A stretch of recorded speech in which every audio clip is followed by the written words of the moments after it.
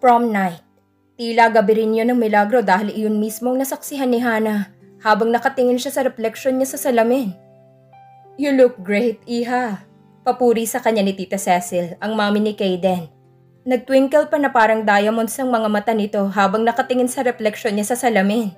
Isa yun sa bibihirang pagkakataon na nasa San Quintin ito dahil kadalasan ay nasa Maynila ito naglalagi. Kasama ang asawa dahil sa negosyo ng mga ito roon. Itong nag-volunteer na ayusan siya dahil gaya niya ay walang alam ang nanay niya sa mga ganoong bagay. Hair and makeup lang ang ginawa ni Tita Cecil sa kanya pero pakiramdam niya ay para siyang nagbagong anyo. Pinakatitigan niya ang sarili sa salamin. Her makeup accentuated her oriental eyes. Hindi niya naiisiping ordinaryo ang mga yon. Her lips seems fuller and her nose more delicate. "Salamat po, tita," aniya rito. Hindi pa rin niya alam kung paano nito nahalukay ang natatagong ganda niya. Maswerte siya dahil hindi matapobre ang mga magulang ni Kaden. Itong bumili ng isusuot niyang evening dress pagkatapos itong muntik ng himatayin sa evening dress na isusuot sana niya. Mukha raw yung pinagsawaan ng mga veterana sa Sagala. Inarkila lang kasi ng nanay niya yon. Neon green ang kulay at may kahindik-hindik na ruffles. Now she was wearing a one-shoulder sequined evening dress and her favorite color, violet. Simple, glamorosa, at higit sa lahat hindi cheap. Lumabas siya ng silid at sabay silang bumaba mula sa grand staircase ng Perez household. Abot-abot pa rin ang pasasalamat niya rito. "Ako nga ang dapat magpasalamat sa iyo, Iha, for taking care of my son," nakangiting sabi nito. "Naku, okay lang po yun." Then she remembered Maan. Sana lang ay hindi nito nahimigan ng bitterness sa boses niya. Tila nag-ibang mood nito. "Bata pa kasi si Kaden, Iha. Marami pa siyang hindi na-appreciate sa ngayon." She smiled at her knowingly. Hindi na siya nagsalita dahil hindi rin niya alam ang sasabihin. Pagbaba niya ay nakita niya naghihintay na si Kaden. He looked so dashing in his crisp black suit that she forgot about everything else. It was just like in the movies. Nakatingala ito at naghihintay sa pagbaba niya habang nakagluo ang tingin niya rito. Kulang na lang ay maging slow motion ang lahat ng nasa paligid nila. Bumuka ang bibig nito pero walang namutawing mga salita roon. Nang tuluyan na siyang nakababa, hindi ito nagkomento ng kahit ano. Para itong hinahabol ng 10 maligno na nagmamadaling lumabas ng bahay. Dadaanan pa raw nila si Maan. Nakasimangot na sumunod na lang siya rito. Sa unang pagkakataon napansin ng kalalakihan sa school na nag-e-exist si Hana. Not just as someone to go if they couldn't understand the lectures, but as pretty girl worthy of admiration. Nang nasa kotse sila kanina ay na-bad trip siya dahil mula nang sunduin nila si Maan ay ang babae nang bumangka sa usapan. May kalahating oras din na kinailangan niyang makinig kung paano naging bida ito sa kung ano-anong sitwasyon na duda siya kung totoo. Pagdating sa gym ay humiwalay agad siya sa dalawa at nakipag-join force siya sa mga katulad niyang nerd at bookworm, expecting the night to be a total bore. But how wrong she turned out to be. Hindi pa natatapos ang isang kanta ng Backstreet Boys ay nilapitan na siya ng isa sa mga basketball players sa school nila na hindi niya matandaan kung anong pangalan. Niyaya siya nitong sumayaw. Nagsunod-sunod na yon. Nakipagsayaw siya sa lahat ng nagyaya sa kanya at humintulang siya ng masakit na ang mga paa niya. "Pasensya na kayo." Pagkausap niya sa mga paang tila nakikipagdigmaan sa high heels na suot niya. Masarap maging babae paminsan-minsan pero parusa rin pala yon. "Bakit mo kinakausap ang mga paa mo?" Nilingon niyang nagsalita. Hindi niya namalayan na nasa tabi niya na pala si Kaden. "Dahil napagod sila," sagot niya habang hinihilot-hilot pa rin ang mga paa. "Pansin ko nga eh. Blockbuster ka ngayong gabi." Nakasimangot na sabi nito. Kumunot ang noo niya. "Bad trip ka yata," puna niya. Parang comics ito. Madaling mabasa. Gusto niyang isipin na nagsiselos ito sa mga nakipagsayaw sa kanya pero ayaw niyang paasahin ang sarili niya. Umiwas ito ng tingin bago nagsalita. Nag-away kami ni Maan." Anito, saka bumuntong hininga. Kung makaakto ito parang pinoproblema nitong buong galaxy. "Gusto na kasi niyang umalis eh." "O, edi umalis kayo. Anong problema ron?" Naiinis na sabi niya. He sighed again. "Ewan ko ba, nahihirapan akong intindihin siya." Gusto niyang sisihin ito dahil marami namang babae sa school pero si Maan pang pinatulan nito. Gusto niyang magpaulan ng "ikaw kasi" at "kasalanan mo yan." Pero nagbago agad ang isip niya nang makita niyang ekspresyon sa mukha nito.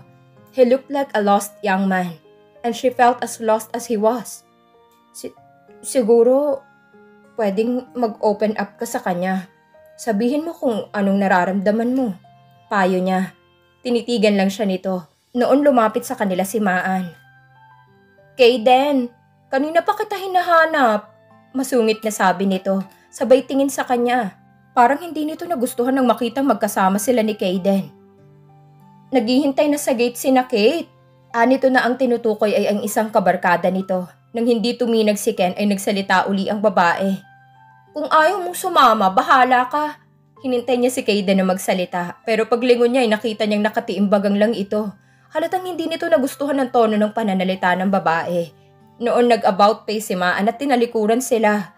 Pareho nilang pinanood ang pakendeng-kendeng na pala yung figura nito. Hindi mo ba siya susundan? Tanong niya rito. Bahagya itong natigilan at saka tiningnan siya ng mataman. Kailangan ba? Tanong nito na parang napaka-importante ng opinyon niya. Oo naman, girlfriend mo yun eh. Sagot niya. He sighed. Right. Tumayo ito at umalis na. Her eyes followed him until he disappeared into the crowd. Kaden! Gulat na bulalas ni Hana. Ang alam niya ay umalis na ito at sumama kay Maan at sa mga kabarkada na yun. Nagulat talaga siya nang mag-uwian at sabihin ng isang kaklase niyang si Leah na nasa labas pa raw ng gym ang kaibigan niya. Nang puntahan nga niya ito roon, nakita niyang nakasandal ito sa flagpole at mukhang mas problemado pa kaysa kanina. May problema ba? Ano na naman bang ginawa sa'yo ni Maan? Malayo ang sagot nito sa tanong niya. Doon tayo sa grounds, Hana. Sabi nito habang nakatingin sa mga umalis na pareha. Tumango siya at nagpatiunan ng lumakad. Sabay silang umikot sa gym para makarating sa school ground. Tahimik lang ito. Parang may malalim na iniisip. Pagdating nila sa school ground ay pumunta sila sa puno ng mangga na may bench sa ilalim niyon. Pinagpagan nito ang isang bahagi ng bench. Naglabas ito ng malaking panyo at pinaupuan sa kanya. Pagkatapos ay tumabi ito sa kanya at bumuntong hininga. Break na kami ni Maan, Hana. Hindi niya alam ang sasabihin kaya ginagap na lang niyang kamay nito. Saksi ang buwan at ang mga bituin sa gabing yon. Sa ilalim ng puno ng mangga ay 2 puso ang nagdurusa. Ang isa roon ay sa kanya. Sana wag nang magbel. Piping dasal ni Hana. Kahit alam niyang imposible yon. Malapit nang matapos ang klase nila sa world history. Ayon sa relo niya 5 minuto na lang at 3:00 na ng hapon. Malapit ng Filipino class nila. Na pinakaiwas-iwasan niya. She used to like the subject mainly because of the teacher, si Miss Lopez. Iyon yata ang pinaka-cool na member ng faculty. Old maid that she was. She told them she didn't know how to handle kids because she didn't have any. So she treated them as equals instead. They could even call her by her first name but nobody really dared to do so. Their lessons were fun and interactive. Walang nakakatulog sa klase nito dahil mas entertaining pa ang klase nila kaysa sa kahit anong TV show. Palaging may bago. Interesante at espesyal. Pero ng araw na yon, talagang may something sa klase nito. Something dreadful. Noong isang linggo'y gumawa sila ng Freedom Wall. Naglaan ng isang katamtamang laki ng blackboard sa isa sa mga wall ng classroom na maaari nilang sulatan ng kahit ano na gusto nilang isulat. Walang sino mang makakaalam kung sinong nagsulat lalo na at pwede nilang baguhin ang penmanship nila kung ayaw nilang mahalata ng isa't isa kung sinong nagsulat ng alin dahil recess, uwian, o kaya ay bago mag-first subject sila magsusulat. Pwede ring mag-cut out ng mga letra, pero isa lang ang rule ng Freedom Wall. Bawal ang magbura. Nang mapuno ang blackboard, sakalang ni-reveal ni Miss Lopez ang kasunod na agenda and i-discuss ang mga nakasulat sa Freedom Wall nila. At iyon ang hindi niya napaghandaan. They would be discussing every word written. The anecdotes, the curses, the names of their crushes, everything. Halos walang seryoso sa mga nakasulat doon. Maraming nagmura ng walang humpay. May nagsalita ng mga pangalan ng crushes. Mayroong nagkalat ng chismis. But one stupid student actually poured her heart out and wrote a poem. It was her. And she was sure her poem would stand out like a UFO in the sky. Alien nga yata talaga siya dahil hindi naman gawain ng matinong tao na may kahihiyan ng gumawa ng isang tula tungkol sa pinakatatagong sekreto nito at gawing available yon para mabasa ng buong madla. She had written a poem about Kaden. Ngayon ay natatakot siya na baka mahalata ng mga kaklase niya na siya ang gumawa niyon at tanungin siya kung sino ang pinatutungkulan niya. Hindi niya kayang aminin at lalong ayaw niyang harapin ang magiging reaksyon ni Kaden kapag nagkataon. The bell rang. Umalis na ang teacher nila sa world history. Pagkatapos nitong i-announce ang score nila sa huling quiz. Naturally, she aced it, but her mind was somewhere else. Naglakbay ang nagsisising diwa niya sa umaga. Pagkatapos ng prom kung kailan nag-uumapaw ang simpatya at pagmamahal niya para sa matalik na kaibigan. Her heart was bursting with so much love she didn't know how to deal with it. At the same time, she was in pain. She wouldn't tell him how she felt. Alam din niya na ang ganoong klaseng pagmamahal ay hindi basta makakalimutan. Ayaw man niya na lumalim ang feelings niya para kay Kaden, ay imposible nang pigilan pa yon. Nakakalungkot lang na hindi ito mapapa sa kanya dahil matalik silang magkaibigan. So what was a girl to do? She needed to express her feelings. And there was the blasted freedom wall, ready and waiting. Meanwhile, Miss Lopez had entered the room with a huge smile. Automatic na naging tahimik ang klase nila. She greeted them cheerfully. Then she discussed what was written on the wall. Tinawanan itong mga joke, naaliw sa mga punchline, nakitukso sa mga love team at ibinuko ang mga crush ng mga kaklase niya at pinalampas sa mga kakaibang nakasulat doon. In her unconventional way, she made them appreciate language and creative expression. Everybody in the class was having fun. While she couldn't even breathe properly. Napansin yun ni Kaden. Kinalabit siya nito. Anong meron? Kanina ka pa tensyonada. May problema ba? Mahinang tanong nito. Ilang linggo nang nakalipas mula nang mag-break ito at simaan. Back to normal uli ito. Wala. Ano ka ba? Pinilit niyang tumawa. Praning ka masyado. Mukhang hindi ito gaanong kumbinsido sa sinabi niya. Mag-usap tayo mamaya. May sinabi pa ito pero hindi na niya gaanong narinig dahil noon nangyari ang kinatatakutan niya. Sa pagitan ng isang nagsulat ng I love you Jessie ng 4-8 at shit ka, Sir Lacerna, ay binasa ni Miss Lopez ang tulang ginawa niya. Ayoko sa'yo kasi ang dali mong mahalin pero ang hirap limutin. Ayoko sa'yo kasi narito lang ako pero hindi mo napapansin. Higit sa lahat, ayoko sa'yo kasi kahit kailan hindi ka pwedeng maging akin. Ano sa tingin niyo, class? Nakangiting tanong ni Miss Lopez pagkatapos basahin ang letsyeng tula. Panay ng tuksuhan at kantsawan. Nag-iisip ang lahat kung sinong nagsulat niyon at sa pagkahindik niya, siya pang tinawag ni Miss Lopez. Hana? May kasamang nginig na tumayo siya. Parang ang baduy po, ma'am. Sagot niya. Ginaya ang sinabi ng isang kaklase niya kani-kanina lang. Umupo agad siya kahit hindi pa siya pinapaupo. Bakit siya pang tinawag nito? Alam kaya nito na siyang salarin? Okay, maikling tugon ng guro. Nagtama ang mga mata nila. Tila may nais pa itong sabihin pero hindi na nito itinuloy. Lumibot ang tingin nito sa kanila. Ano naman sa palagay mo? Huminto yata sa pagtibok ang puso niya nang huminto ang tingin nito kay Kaden. Shit! Ever na pasaway ni hindi tumayo ang kaibigan niya. Okay lang, ma'am. In love yung tao eh. Hayaan na natin. Sagot nito. The class cheered and to her relief, the bell also rang. Hindi niya alam kung ano ang nararamdaman niya ng mga oras na yon. Basta ang alam niya hindi na siya uulit. Hindi madaling malagay sa alanganin. Lalo na't hindi lang pride niya ang nakasalalay roon. Higit ang kanyang damdamin. Dahil nga cool, bago mag-dismiss ay ibinigay ni Miss Lopez ang palaging homework nila rito para sa weekend, ang mag-enjoy. Nag-unahan ang mga kaklase niyang lumabas ng classroom. Pawang excited na sundin ang assignment na yon. But Miss Lopez asked her to stay. Bakit po, ma'am? Kinakabahang tanong ni Hana kay Miss Lopez nang lumapit siya sa table nito. Sa halip na sumagot ay pinanood nitong lumabas ang mga kaklase niya. Maya-maya ay si Kaden na lang ang natira. Tila nag-aatubili itong umalis at iwan siya. Pero nagsalita si Miss Lopez. Pwede ka na ring umalis, Kaden. Nito. Noon lang lumabas si Kaden pero halatang napipilitan lang. Alam niyang mag-aabang ito sa labas at uusisain siya paglabas niya. Mukhang concerned si Kaden sa'yo.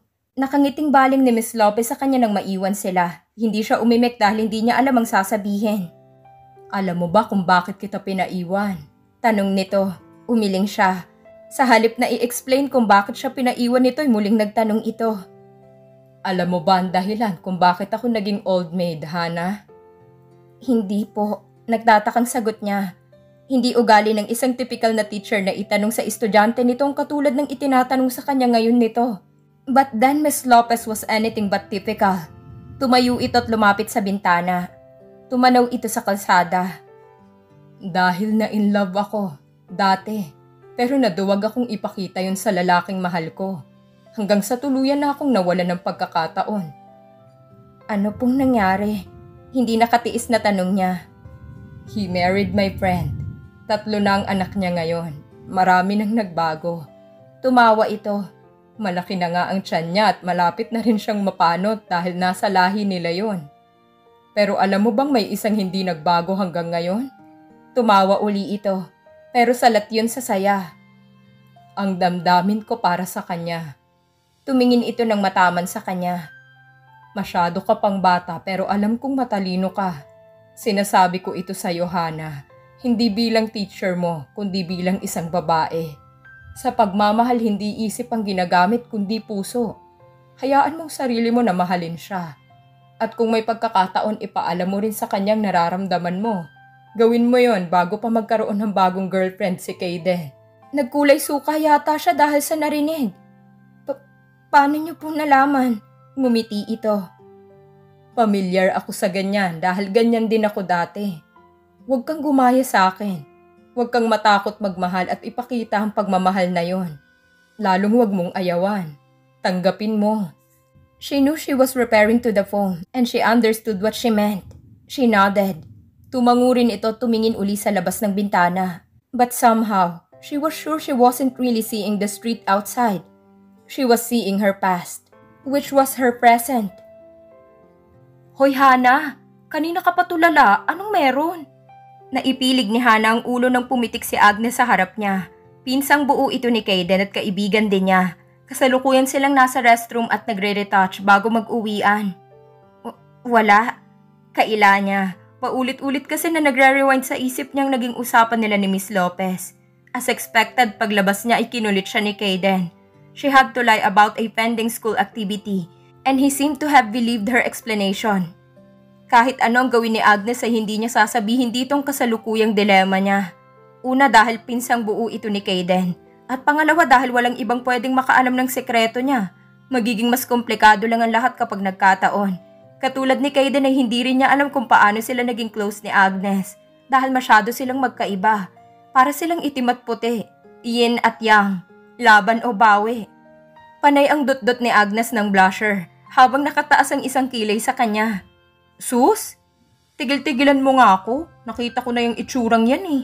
Dinut-dut nito ng brush ang ilong niya. Natatawang hinawi niya ang kamay nito. Anong itsura? Ano pa? Di itsura ng mga taong in love. Hanito't ipinagpatuloy ng pagme-makeup. Bigla siyang kinabahan. Alam ba nitong sekreto niya? She decided to push her luck even further. At kanino naman ako mai-in-love? Nagkibit balikat ito. Aba malay ko sa'yo. Basta ang alam ko madalas kang hindi mapakali, lagi kang tulala. Ano pa bang ibig sabihin nun? Nakahinga siya ng maluwag sa sinabi nito. Hindi pa nito alam na in love siya sa pinsan nito. Pero ganoon ba talaga siya ka-obvious na in love siya? She sighed. Oh, para sa naman yung buntong hininga na yan? Alam mo hindi naman masamang ma-in love, normal lang yan. Kaya hindi mo dapat pinoproblema. Animoy expert na komento nito. Kung sa bagay, marami naman talagang alam si Agnes sa usaping pag-ibig at crushes. Grade 4 pa lang ito noong una itong magka-boyfriend. Parang honey kung putaktihin ito ng boys hanggang ngayon. Daig pa nitong in-demand na artista, hindi nababakante. Nasa lahi siguro ng mga ito iyon. Paano kung in love nga ako pero hindi ko kayang sabihin sa taong mahal kong feelings ko? Hindi niya napipilang tanong dito. Sumeryoso ito. Alam mo, ang love, parang salamin lang. Paano mo makikita ang refleksyon mo kung nakapikit ka? Open your eyes, Hannah. Mahirap matakot sa isang bagay na kung tutuusin ay dapat mong harapin at tanggapin. She looked in the mirror and saw her petrified reflection staring back at her. Maybe it was time she faced her fears. Graduation day. Malikot ang mga mata ni Hannah dahil may pilit siyang hinahanap ng tingin. As usual, sa school ground idinaos ng low budget nilang eskwelahan ng high school graduation. Tapos na ang commencement exercise. Nakiraan siya sa 2 kaklase niya na paulit-ulit na naghahagis ng graduation cup. Kapag kuwanay sa ilalim ng kilikili naman ng isang lumba-lumbang ginang na nakataas ang isang kamay siya lumusot. Nagpasya siyang ngayon na niya sasabihin kay Kaden ang nararamdaman niya para dito. Mula nang mag-break ito at si Maan ay palagi na naman silang magkadikit. In fact, lalo pa yata silang naging malapit. She felt hopeful. Hindi naman siguro masisira ang pagkakaibigan nila kung magiging matapat siya rito. And who knows? Baka kapag sinabi niyang nararamdaman niya para dito, ma-realize nitong ganoon din ang nararamdaman nito sa kanya. Salamat sa payo ni Miss Lopez at sa lukaret na kaibigan niyang si Agnes. Nakahanda na siyang sumugal at magpakatotoo. Muli siyang nakipagpatentero sa mga taong nakakasalubong niya. Nang makita niyang hinahanap, ang ngiting sisilay sana sa mga labi niya ay tila nahang sa ere. May kasama itong babae. Shinita yun at kamukha ng artistang si Angelo De Leon. Ngiting-ngiting nilapitan niya ito kahawak kamay ang babae. Hana, si Marie. Pakilala nito sa kanya. New girlfriend. Kumpirma ng isip niya. It was obvious. Nag-uumapaw ang sweetness ng dalawa. Kaden made a brief introduction. Pinsan pala si Marie ng isang kaklase nila. On the other hand, she was introduced as the best friend as usual. Civil na kinamayan niya si Marie. Searching her face. Wanting to find out what made this girl so different from her. Bakit itong may label na girlfriend at hindi siya? Ayon kay Kaden, whirlwind romance daw ang nangyari sa mga ito. Ang bilis nitong nakita ang babae sa paraang gusto niyang makita siya nito. Gayong siyang matagal na nitong kasama. Ano ba ang mali at kulang sa kanya? Bago pa makita ng mga itong sakit sa mga mata niya, mabilis na siyang nagpaalam sa mga ito. Pakiramdam niya hindi siya makahinga at tila may malupit na kamay na lumalapirot sa puso niya. Ni hindi niya alam kung paano siya nakabalik sa kinapwepestuhan ng mga magulang niya. Everything became a great big blur. Then she realized the reason why. She was crying. Tahan na anak. Ganyan talaga kapag high school graduation. Hanang kanyang ina, sabay yakap sa kanya. Hindi na niya ito itinama sa maling akala nito.